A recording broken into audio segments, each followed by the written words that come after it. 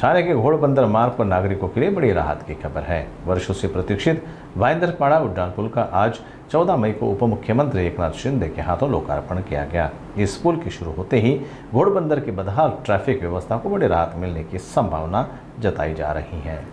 लोकार्पण समारोह में परिवहन मंत्री, स्थानीय विधायक और कई जनप्रतिनिधि मौजूद रहे।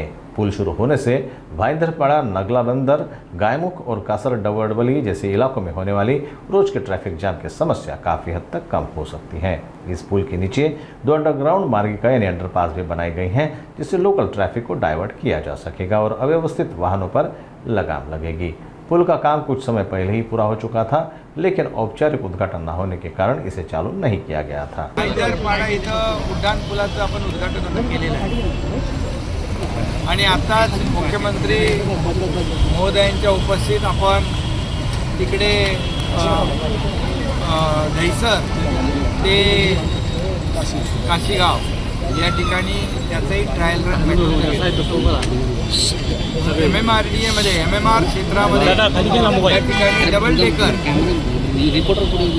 मेट्रो आणि फ्लायओव्हर ही संकल्पना पहिल्यांदा या ठिकाणी MMRDA सुरू होते आणि वेळेमध्ये कंप्लीट झालेला हा फ्लायओव्हर आहे।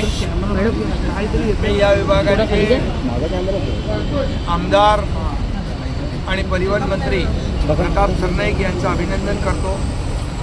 त्यांनी याचा पाठपुरावा करून या ठिकाणी वेळेमध्ये हे काम पूर्ण झालेलं आहे। MMRDAला देखील मनापासून अभिनंदन करतो।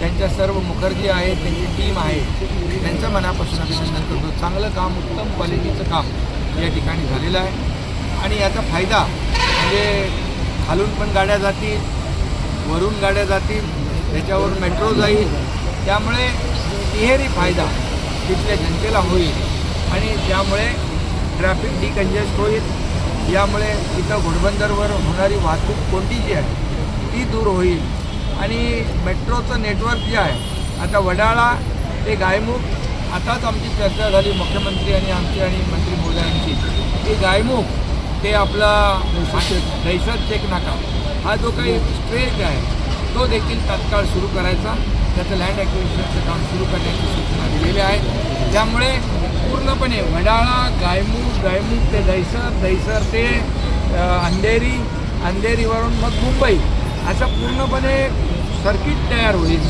लूप तयार होईल आणि मुंबई MMRमधला माणसाला या ठिकाणी कुठूनही कुठं जाता येईल।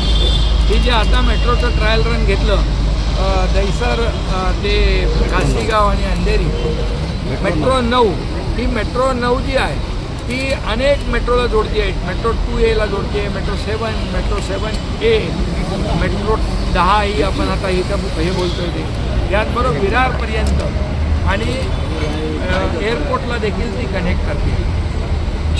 त्यामुळे पूर्ण MMR जे आहे या मेट्रोमुळे नेटवर्कमुळे कनेक्ट होणार आहे।